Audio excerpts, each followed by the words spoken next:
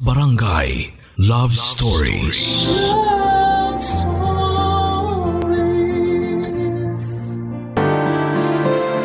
May mga bagay tayo na nagagawa mali man o tama, na masasabing hindi sinasadya. Pero minsan may mga sinasadya tayong bagay na iniisip natin na mabuti naman ang kahihinatnan. Ikaw kabarangay, ilang beses ka nang nakagawa ng bagay na hindi mo sinasadya. Dear Papa Dudut, ako po si Mona, 61 taong gulang na.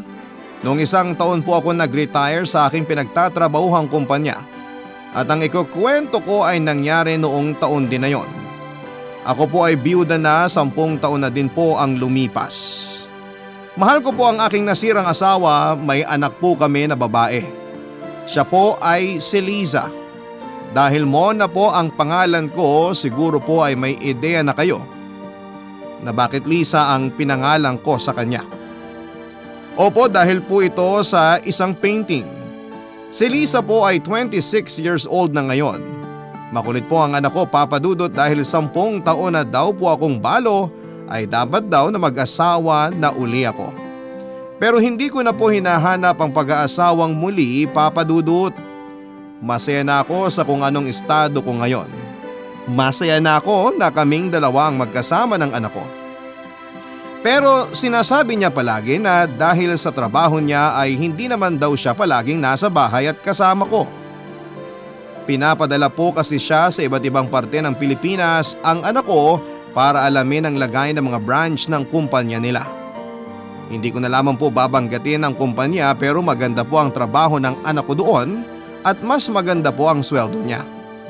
Hindi ko naman po inaasahan ang sweldo niya dahil may sarili naman akong pensyon na matatanggap buwan-buwan dahil sa tagal ko din naman pong nagtrabaho.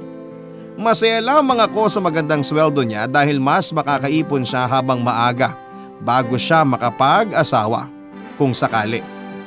Pero ang pinagtataka ko po ay kung bakit wala pang ipinapakilalang boyfriend sa akin ang anak ko.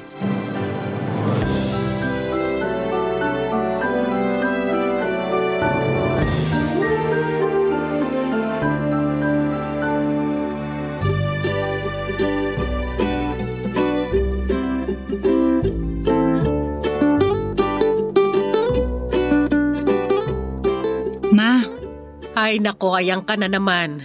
Alam ko na yung mga ganyan mo. Po? Wala naman po akong sinasabi. Wala pa, pero pasimula ka na. Ma, ano naman ang sasabihin mo? Na mag-asawa na uli ako. Bakit nga po ba hindi pa kayo mag-asawa uli? Bakit mo ba ako pinipilit? Ma, nagtatanong lang ako. Naku, wag ka nga magpatay mali siya dyan. Kaya nga ma, bakit ba ayaw mo pang mag-asawa uli? Gusto mo na bang kalimutan ng papa mo? Ma, hindi naman porke mag-aasawa uli kayo, kakalimutan na natin si papa. 10 years nang wala si papa.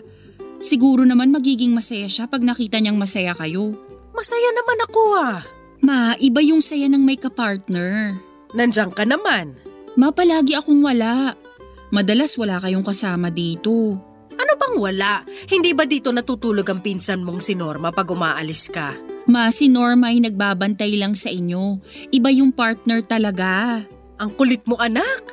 Ayoko na nga mag-asawa uli. Matanda na ako. Makaka-60 mo pa lang, ano bang matanda dun? Ang matanda yung 300 years old. Tigilan mo nga ako sa pagkapilosopo mo. Ma, si Mang Andy? Parang nakikita ko may gusto sa'yo yun. Ikaw malisyosa ka, kaibigan ko lang yon. Si Kuya Badong? Ayun, alam ko, nagpaparamdam sa inyo yun. Gusto mo talaga si Badong? Walang trabaho yon. Umaasa lang sa magulang sa edad niyang yon. Kung sa bagay. Si Mang Ilino? Anak, pa 100 years old na ata yun. Baka bago kami makasal, biyuda na naman ako. Sobra ka ma. Sinasabi ko lang ang totoo, lahat naman tayo papunta ron. Si Kuya Georgie?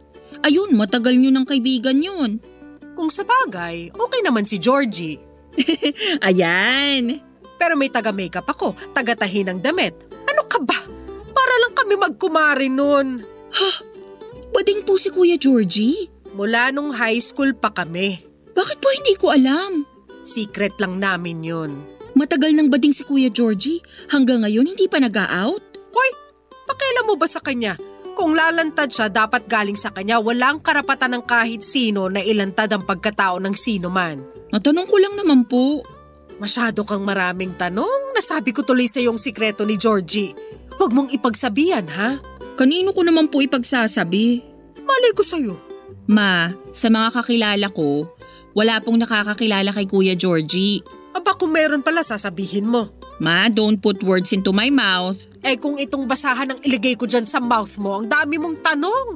Which reminds me about my original question. Ay naku, tigilan mo ko.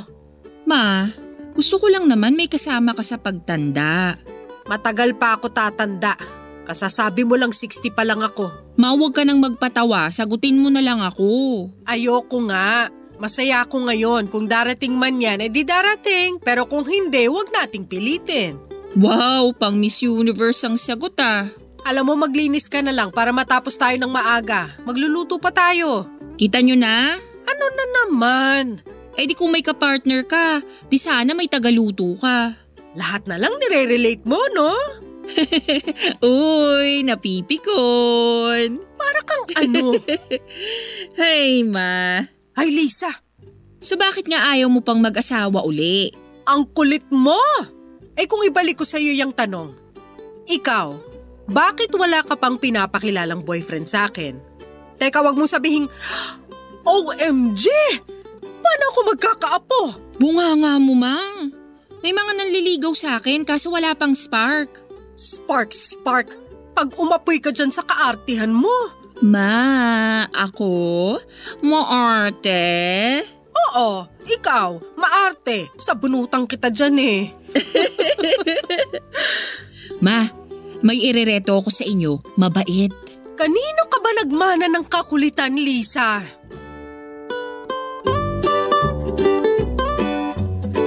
Papa Dudut, napakakulit ng anak ko. Naintindihan ko naman siya dahil nga palagi akong walang kasama. Pero mas nakakatakot naman kung hindi mabuting tao ang makasama ko. Kaya kung maghahanap lang din naman ako, sana yung kapareho ng nasira niyang tatay.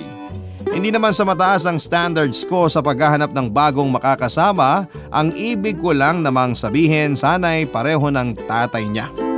Yung tipong mabait, mapagmahal, maalalahanin at masayang kasama. Sana yang apat na katangian na yan ang maging katangian na kung sino mang makikilala ko. Kung darating man siya. Hindi ko alam, Papa Dudut, kung dapat ba na nandun lahat yung apat na katangian na yon. O kahit kulang ng isa papatusin ko na. Pasensya na kung nakakainis ang sinasabi ko, pero kung susundin ko ang gusto ng anak ko, ang gusto ko lang naman ay maging maligaya. Hindi lang ako kundi pati siya.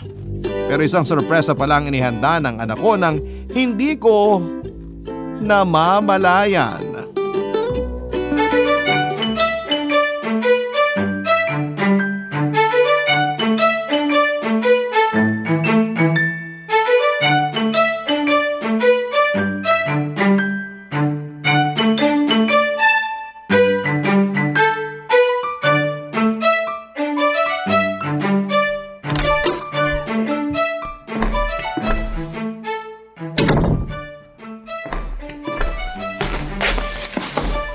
Saan ka galing?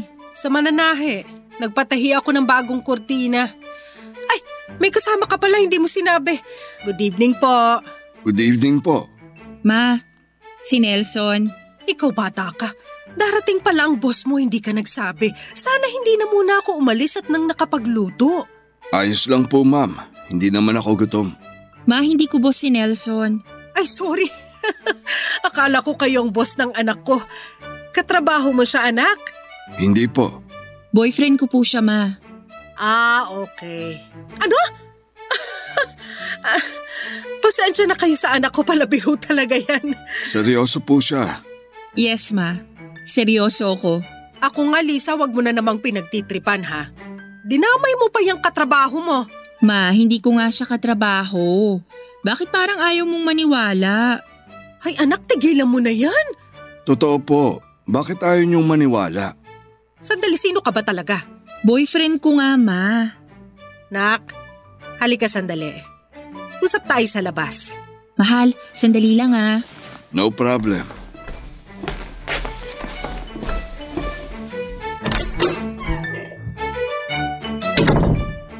Bakit, Ma? Nagpapatawa ka ba? Itatanong mo pa kung bakit. Di ko nga po alam. Sino ba talaga yung lalaking yon? Boyfriend ko nga po. Anak, huwag mo naman akong lokohin, please. Ma, seryoso nga, boyfriend ko siya. Anong nangyayari sa'yo? Di ko kayo maintindihan. Anong mahirap intindihin? Ang tanda na nung sinasabi mong boyfriend, pwede ko na maging tatay yun ah. OA ka, Ma, ha? Halos magkaedad lang kayo ni Nelson, siguro matanda lang siya ng ilang taon. Oh, alam mo pala eh. Kaedad ko di parang tatay mo na. Ma, ganun talaga. Di ba nga sabi, ang pag-ibig ay bulag? Oo, bulag ang pag-ibig. Bakit pati ikaw na bulag? Pag-ibig ka ba? Isipin mo nga yung ginagawa mo. Ma, boses mo naman. Baka matinig ka ni Nelson. Siguro nga mas tamang marinig niya. Baka sakaling siya ang magising sa kahibangan nyo. Ma, sobra ka naman. Naku Lisa, hiwalayan mo yan. Hindi magandang pangitain yan. Ma naman, bigyan mo ng chance si Nelson. Kilalanin mo muna siya. Sa itsura pa lang niya, kilala ko na siya. Anak, baka isipin ng mga tao, gipit na gipit tayo at humanap ka na ng sugar daddy. Hindi naman siguro iisipin ng tao yun. Pues ako tao at iniisip ko yon. Mahal, okay lang kayo? Oo, mahal. Yak! Ano po yun? Wala! Sabi ko nakakaiyak yung napanood kong pelikula. Ano po bang napanood nyo, Ma? Ano? Ano po ang napanood nyo? Yung sinabi mo pagkatapos niyan. Ma? Hindi ko kaya to. Matutulog na ako. Hindi ka pa kumakain, Ma. Hindi na ako kakain, baka may suka ko lang lahat. Good night! Okay lang mama mo? Hayaan mo na. Basta yung pinag-usapan natin, ha? Oo naman. Uuwi na din ako para makakain mama mo. Sige, ingat ka. Papa Dudut, hindi ako makapaniwala. Oo, hinahanapan ko ng boyfriend ang anak ko pero hindi ko siya hinahanapan ng guardian. Papa Dudut, nalaman ko na 63 years old na pala si Mang Nelson. Matanda pa sa akin yun ng 3 taon. Hindi ko maintindihan kung ano bang kalokohan ang tumatakbo sa utak ng anak ko. Kundi hindi ako hinahanapan ng mapapangasawa ay pumatol naman siya sa sobrang tanda na sa kanya. Saka kung kumilos yung lalaking yon ay feeling 21 anyos. Halata naman na gurang na siya. Hindi malaki ang tiyan niya pero ang lapad niya. Hindi naman siya mataba pero ganon ata pag nagkakaedad parang lumalapad ang katawan. Nainis nga ako noong makilala ko siya. In-extend pa ang inis ko kasi halos araw-araw na nandun si Nelson sa bahay namin. Hindi naman sila masyadong nag-uusap ni Lisa, nabubwisit ako na para siyang reporter at halos lahat ay tinatanong sa akin. Hindi ko alam Papa Dudut pero sa palagay ko ay kailangan kong gumawa ng paraan kung paano sila mapaghihiwalay na dalawa dahil hindi ko matake ang lahat ng mga nangyayari ng panahong yon, Papa Dudut. Barangay Love Stories. Barangay Love Stories. Papa Dudut, lahat na ng klase ng approach ay nasubukan ko na para lamang layuan ng anak ko yung Nelson na yon. Inisip ko na kung ayaw makinig sa akin ng anak ko ay dapat yung matanda ang kausapin ko para siya na ang lumayo sa anak ko. Nang kausapin ko at nasabi lahat ng gusto kong sabihin, akalain mo ba namang magsumbong sa anak ko yung huklubang yon? Inis na inis talaga ako sa lalaking yon. Yun namang anak ko, kulang na lang ay gawin siyang santo, si Nelson. Lahat ng papuri ay sinasabi na kesyo mabait daw, mapagmahal, maalalahanin at masayang kasama. Alam kong inuutulang ako ng anak ko kasi sinabi niya yung mga sinasabi kong katangian ng isang lalaki na gusto kong makasama kung sakali. Sobrang papuri ng anak ko sa Nelson na yon at nakakaumay na. Mahal na mahal ata talaga niya yung matanda. Hindi ko maintindihan kung bakit at naisipan ko na baka ginayuma ang anak ko o pinakulam. Ewan, Papa Dudut. Napaka-imposible kasi talaga.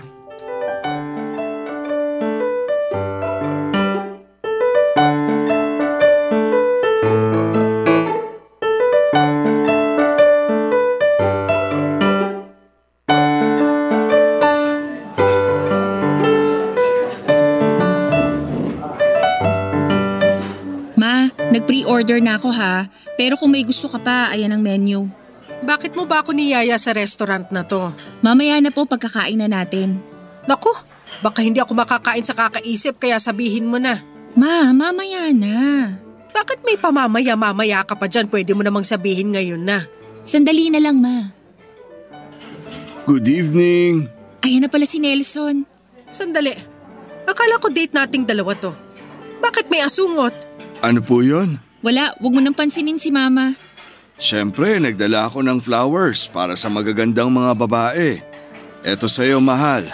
At eto sa inyo, Huwag mo kumatawag-tawag na mahal, ha? Siyempre po, hindi. Kaya nga po, mahal lang ang sinabi ko. Maupo ka, mahal. Ano bang meron at pinapunta niyo pa ako rito? Huwag niyo sabihin, pambihira! Ma, anong nangyari sa'yo? Magpapakasal na kayo?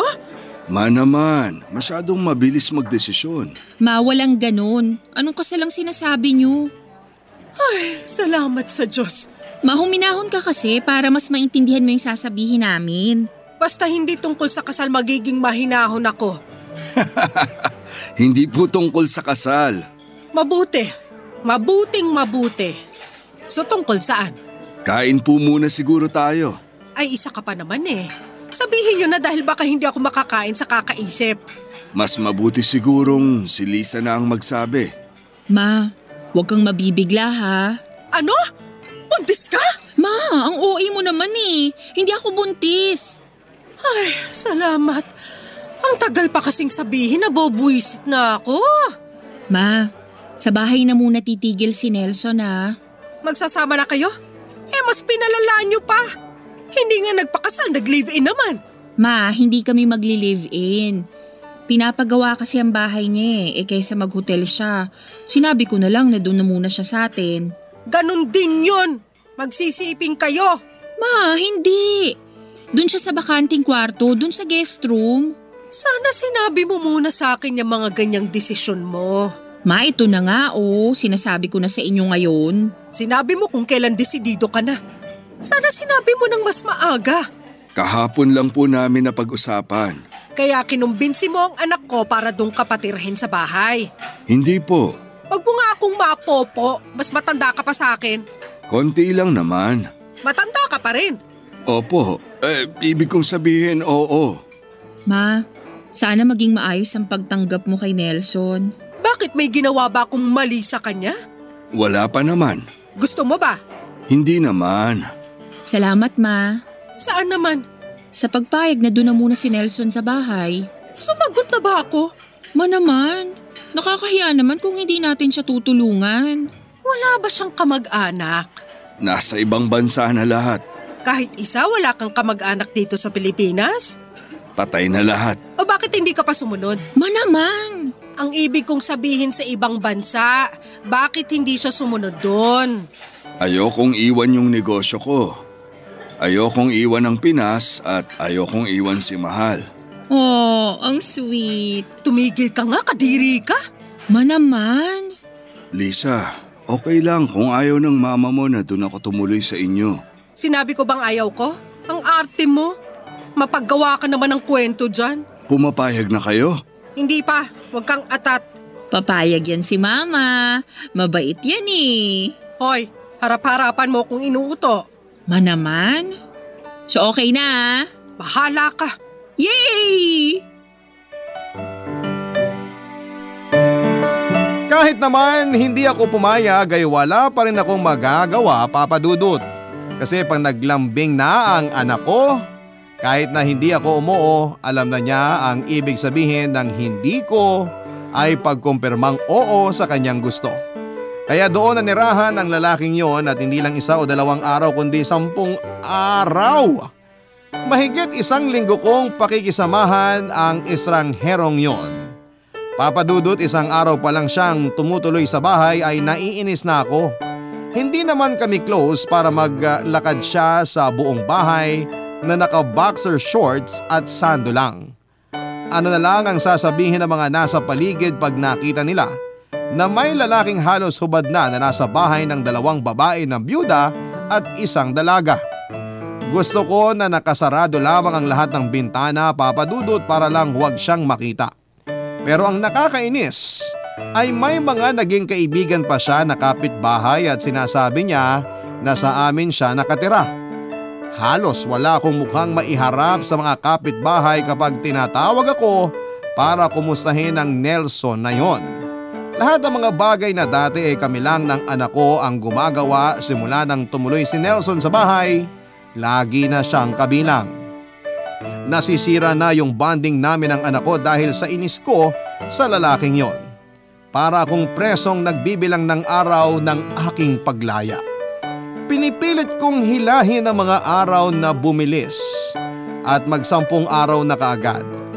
Sa loob hanggang sa labas ng bahay, hindi ako tinantana ng kabwisitan ng Nelson na yon.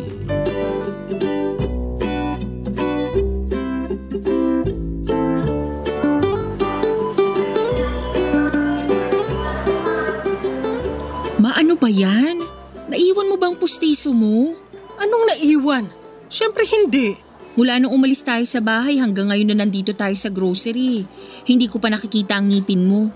Bakit, anong gusto mo? Bitbiting ko sa palad ko ang pustiso ko para nakikita mo. Manaman eh. Ibig kong sabihin, ngumiti ka naman. Ano ako, baliw?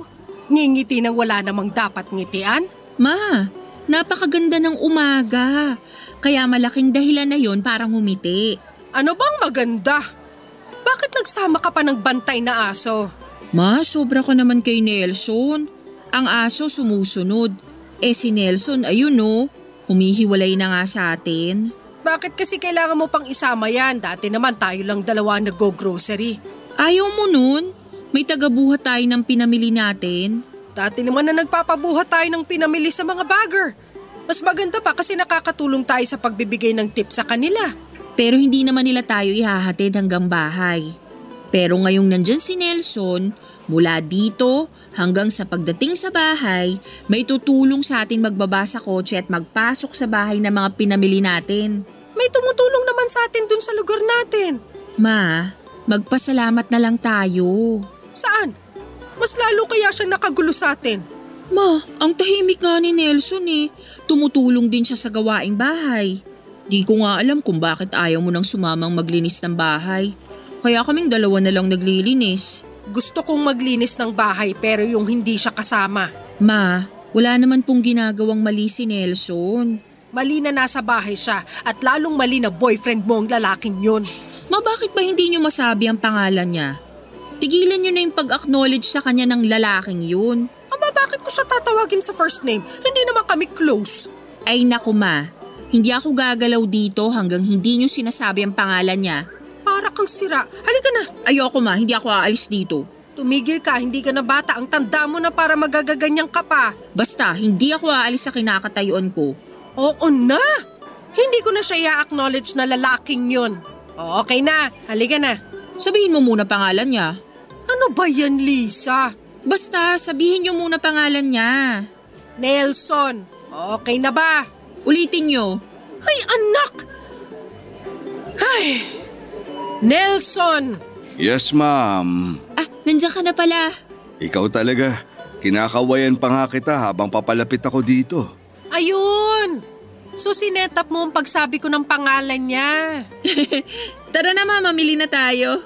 Ikaw bata ka, ewan sa'yo kung kanino mo naman ang ugali mo. Ewan nga po eh. Hindi naman ganito si Papa. Hindi nga. So kanino kaya? Halika na, mag-ikot na tayo at mahaba ang listahan ng bibili natin.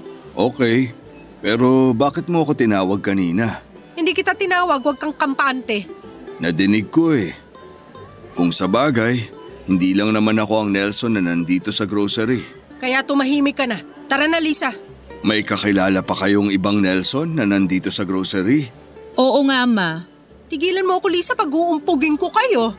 Nino po? O gusto mo ikaw na lang iumpog ko sa sarili mo? Aray, masakit yon. Ano ba, Lisa? Tatawa ka na lang ba dyan? Iiwan na talaga kita. Eto na nga po, Ma. Tara na. Nelson! Tigilan mo ako pag napikon ako. Ako na magtutulak niyang cart niyo. Sige, itulak mo yung tatlo sabay-sabay ha. Ako nang bahala sa cart ko. Yang kay Mama na lang ang itulak mo. Akin na yan. Kaya kong magtulak. Gusto mo itulak pa kita palabas eh. Nakakatawa yung joke mo. Hindi ako nagjo-joke. Ano, mag-grocery ba tayo o mag-aaway kayo dyan? Huwag kang tatabi sa akin ha. No problem. Dito lang ako sa likod mo. Huwag ka dyan sa likod ko. Baka kung ano pang gawin mo habang nakatalikod ako. O ano na? Coming! Bastos talaga. Napaka-ungentleman. Hindi man lang ako pinauna. Buisit! Pero hindi pa pala doon natatapos, Papa Dudut. May mas malaki pa palang gigimbal sa akin. Habang nagluluto ako isang gabi ay nilapitan ako ng aking anak. Una, nakikipagkwentuhan. Sinamantala ko ang oras na yon kasi wala yung buwisit na si Nelson. Masaya kaming nagkwentuhan ni Liza. Kaya pala ganoon ay inihanda ako ng anak ko para sa mas malaking pasabog na balita. Tinawagan daw siya ng opisina at kailangang i-check ang branch nila sa Baguio. Unay natuwa ako, ibig sabihin pag alis ng anak ko ay aalis din ang buwisit sa bahay namin. Pero mali ako, Papa Dudut. Maling-mali ang iniisip ko. Hindi ko akalain na sasabihin sa akin ng anak ko na alas 6 siya pero aalis siya pero iiwan niya ang lalaking yon. Halos maluno ko na ang sarili kong dila dahil sa gulat. Ayaw kong pumayag pero sinabi ng anak ko na mabait si Nelson at huwag daw akong mag-alala dahil hindi gagawa ng anumang mali si Nelson. Paano niya masasabi yon? Ilang taon niya na bang kakilala ang matandang yon? Kahit na anong tanggi ko, ang naging ending pa rin ng pag-uusap ay nasunod ang anak ko. Ang mas nakakagulat ay hindi man lang ako nabigyan ng panahon para makapaghanda kasi kinabukasan na mismo ang alis ng anak ko. Ibig sabihin pagdating ng umaga noong sumunod na araw ay ang mukha ng lalaking yon ang una kong makikita dahil siya na lamang ang makakasama ko sa bahay. Barangay Love Stories. Barangay Love Stories. Papa Dudut, unang araw pa lamang mula nang maiwan kaming dalawa ni Nelson sa bahay ay kahit na hindi ko pa nakikita ang pagmumukha niya ay sira na ang araw ko. Kaya ayaw ko munang lumabas ng kwarto, Papa Dudut. Pero noong magutom ako ay napilitan na akong lumabas. Nagulat ako, Papa Dudut, ang linis ng bahay at pagpasok ko sa kusina ay may nakaluto na ring almusal. Iniiwasan ng utak ko na isipin na ang lahat ng yon ay ginawa ng lalaking yon. Mas gusto kong isipin na may pumuntang diwata sa bahay ko at ginawa ang lahat ng yon. Nasa gitna ako ng pagkamangha ko nang biglang tawagin ako ni Nelson at nagulat ako at napasigaw dahil sa boses niya, Papa Dudut. Handa na akong bulyawan siya nang makita kong may dala siyang bulaklak. Nanlaki ang mata ko at iniisip ko na siyang sampalin kapag inabot na niya sa akin ng bulaklak. Pero mali ako. Lumampas siya sa akin at nilagay ang bulaklak sa florera na nasa ibabaw ng mesa. Para daw mas masarap kumain, dapat may bulaklak sa mesa.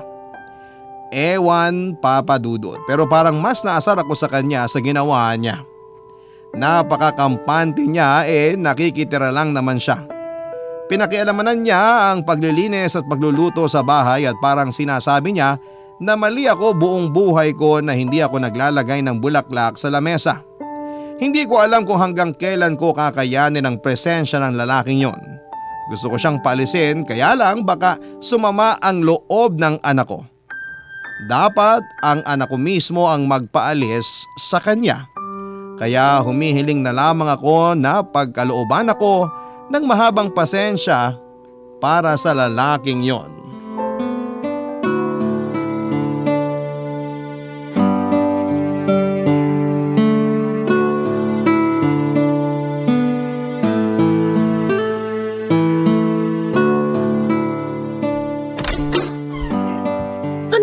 Bakit ang dilim?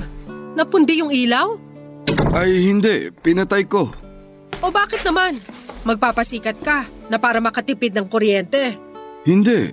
Bakit hindi mo buksan ang ilaw? Wala naman akong sinabing bawal gumamit ng kuryente. Teka, anong binabalak mo?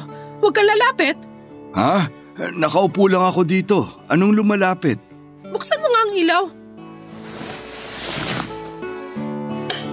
Oh, ayan. Bakit mo pinatay ang ilaw? Manonood ako ng pelikula eh. Sana kung gusto mo ng madilim, doon ka sa sinihan nanood. Wala na sa sinihan tong panonoorin ko. O kasalanan ko? Sinasabi ko lang naman. Nagdala ka pa ng kumot dyan. Ano ka ba, manonood o matutulog? Kasi para may… Huwag ka na magpaliwanag. Ano, ihilata ka dyan habang nanonood? Paalala ko lang ha, hindi ikaw ang may-ari ng bahay. Hindi naman ako hihiga. Alam mo, ewan ko kung bakit nakakapagsinungaling ka pa. Huling-huli ka na. May kumot ka. Imposibleng hindi ka ihiga. Sige, hindi na ako magkukumot. Dapat lang. Kunting hiya naman. Pasensya ka na. Ano yan? Alin? Yung mga nasa ibabaw ng mesa. Ito? Kailangan mo pa bang iangat? Alam mo naman na yan ang tinatanong ko. Mga sitsirya. Alam ko, chichirya. Oh, bakit mo pa tinanong? Pilosopo ka? Ang sinasabi ko, diyan kakakain ng chichirya mo sa sofa ko? May mga malalaglag dyan. Mamaya lang gamin dyan o ipisin. Iingatan ko naman. Ingatan? Paano? Makikita mo ba kung may mga mahuhulog dyan? O sige, hindi na lang ako kakain ng sitsirya. Kung gusto mong kumain, dun ka sa labas. Hindi kita pagbabawalan dun. Tsaka sa edad mong yan, nagchichichirya ka pa talaga ha? Saka ako nakakainin yan. Bakit ba ang dami mong seremonyas? Manonood ka lang naman ng pelikula. Nakasanayan ko na kasi. Pues siguro pwede yan sa bahay mo. Kaso nandito ka. Kaya yung mga ganyan hindi pwede rito. Pasensya na. Nawala sa isip ko magpaalam eh. Nawala o talagang wala kang pake? Hindi naman sa ganon. Kailan ba matatapos ang bahay mo? Malapit-lapit na din. Ang tagal naman ang gumagawa. Tsaka dapat andun ka buong araw para na-check mo kung maayos ba ang pagkakagawa. May engineer naman ako doon. Wow! Pinagyayabangan pa ako. Hindi naman, sinasabi ko lang. Ewan, makapasok na nga sa kwarto. Pwede na ba akong manood?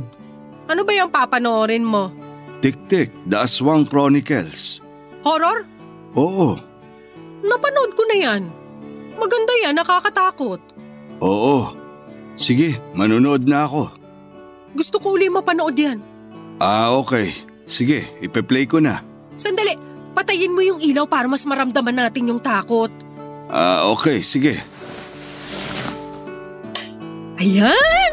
Buksan mo na yung chips para may nginunguya tayo. Okay, anong gusto mo dito? Kahit ano dyan. Ito na lang. Eto na. Lagay mo dyan sa gitna para kukuha na lang ako. Play mo na. Okay. Sandali, natatakot ako. Hindi ko pa nape-play, natatakot ka na. Nakakatakot kasi yan eh. Pa-share dyan sa kumot mo, panaklob ko pag nakakatakot na. Eto. Salamat. Sige, i-play mo na. Ay! Ano ka ba? Bakit ka ba nanggugulat? Tinitingnan ko lang kung talagang natatakot ka. Siya, sige. Ipe-play ko na. Matatakotin talaga ako, Papa Dudut, pero mahilig pa din akong manood ng mga nakakatakot. Ang hindi ko namalayan ay buong pelikula pala ay nakayakap ako kay Nelson. Hindi ko namalayan yon hanggang sa hindi natapos ang pelikula. Nang mapatingin ako kay Nelson ay nakita kong nakangiti ito sa akin. Nagkatinginan kami ng mata sa mata. Ewan kung ano ang naramdaman ko ng mga oras na yon. Hindi ako nagalit, hindi din ako nahiya. Nung una, nagpatay mali siya na lamang ako. Pero buong gabi ay hindi ako nakatulog sa kakaisip sa mga nangyari. Papa Dudut, hindi ko alam kung anong nangyayari sa akin ng mga oras na yon. Kinabukasan nga tinanghali ako ng gising dahil nga napuyat ako sa kakaisip. Paglabas ko ng kwarto gaya ng nakaraan, malinis at maayos na ang bahay. May naluto at nakahanda ng almusal at gaya din noong nakaraan, napapasok si Nelson ay may dalang bulaklak. Tiningnan ko ang mesa, nandun na ang florera at may bulaklak na ito. Wala nang ibang florera para paglagyan ng hawak na bulaklak ni Nelson.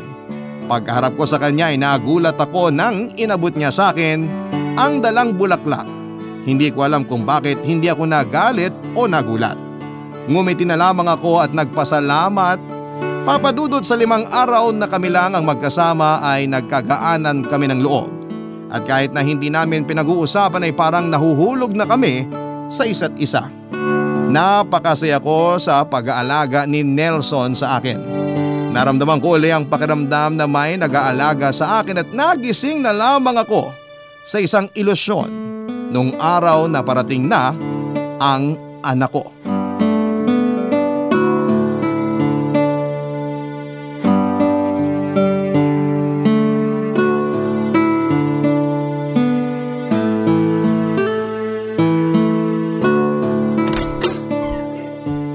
Nandito na ako. Ipapasok ko muna tong mga gamit mo sa kwarto mo, ha? Salamat. Ma, ano, nabibingi? Sorry, hindi kita narinig. Ang lakas-lakas ng boses ko eh. Pasensya na, may iniisip kasi ako eh. Anyway, I missed you, Ma. Ano ba yan? Wala man lang, na-miss din kita, anak. Ay, sorry. Oo, syempre, na-miss din kita. Parang ang cold naman. May sakit ka ba, Ma? Ha? Wala. Ma, huwag kang naglilihim, ha? Ha? Lihim? Opo. Kung may nararamdaman kayo, huwag niyong nililihim. Sabihin niyo sa akin. Hindi maganda yung naglilihim ng sakit. Wala, anak. Wala naman akong sakit. Wala kayong pangit na nararamdaman? Wala naman. Maayos ako, anak. May iniisip lang ako. Anong iniisip niyo? Lisa, saan ko ba ilalagay itong mga gamit mo? Ha? Sandali, nandyan na ako. Ma, ayusin ko lang yung gamit ko. Mag-uusap tayo, ha? Ha?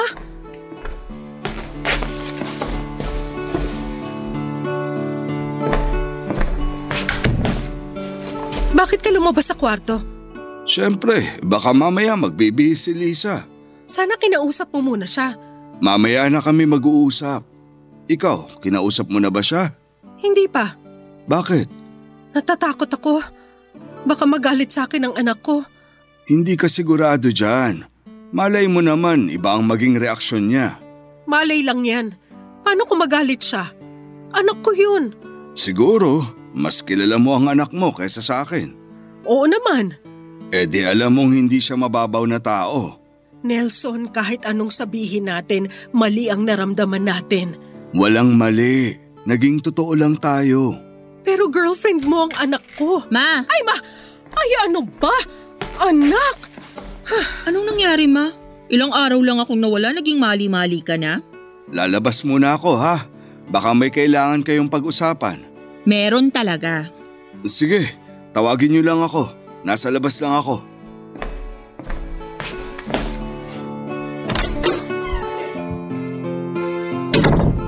Anak, kumain ka na ba?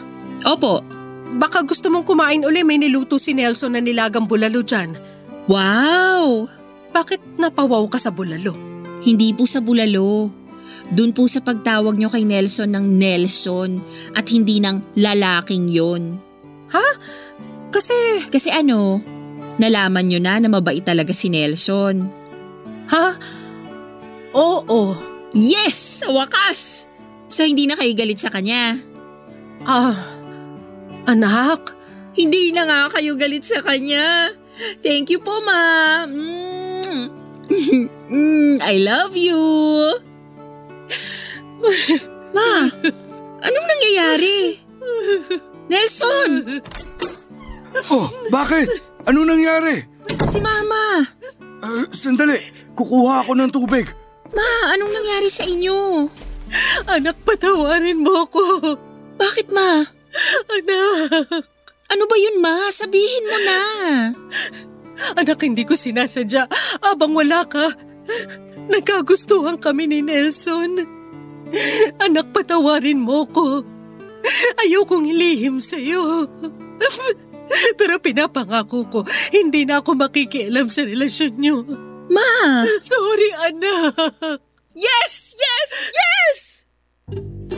Papa Dudut, takang-taka ko sa reaksyon ng anak ko. Hindi ko alam kung may nangyari ba sa kanya sa Baguio hanggang sa may inamin siya sa akin. Plinano niya pala talaga ang lahat. Pati ang pag-alis niya, ginusto niyang iwan kami ni Nelson para mas magkakilala kami. Hindi pala niya talaga boyfriend si Nelson kundi isang matagal ng kliyente na naging matalik niyang kaibigan. Dahil open sa kanya si Nelson tungkol sa buhay nito, nang maikwento ni Nelson na naghahanap siya ng babaeng pakakasalan ay bigla daw akong naisip ng anak ko. Sa 5 taon na naging magkaibigan sila ay kilalang kilala na ni Lisa si Nelson kaya alam niyang mabuting tao ito. Kaya matapos ang 5 taon na paghihintay ay sinakatuparan na ni Lisa ang kanyang plano. Gusto niya talaga kaming magkalapit dahil para sa kanya ay bagay kami ni Nelson. Hindi direktang inireto sa akin ni Lisa si Nelson dahil alam niyang tatanggihan ko kaagad ito. Kaya nag-isip siya ng ibang paraan at ayun na nga ang ginawa niya. Pinapangako ni Lisa si Nelson na huwag bibitaw sa plano. At magtiis lang ng kaunti na siya namang ginawa ni Nelson. Dahil nagkagusto na daw ito kaagad sa akin sa unang pagkikita pa lamang namin. Bagamat nagigilty ay hindi din maamin ni Nelson sa akin ang totoo. Ayaw niya sa kanya manggaling ang katotohanan dahil baka ma-misinterpret ko pa siya, Papa Dudut. Nagtagumpay ang anak ko, mahigit 1 taon na ang relasyon namin ni Nelson at masayang masaya kami kahit na hindi pa kami kasal. Si Lisa pag tinatawag niyang Nelson si Nelson ay palagi kong pinagsasabihan na pa ang itawag niya.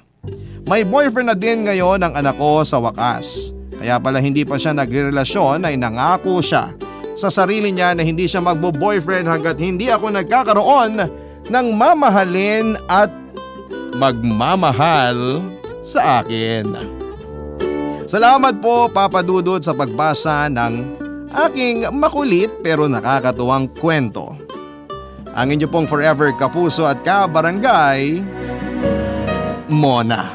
Nagustuhan ng iyong napakinggan? Ituloy yan via live stream sa www.gmanetwork.com/radio. Barangay LS 97.1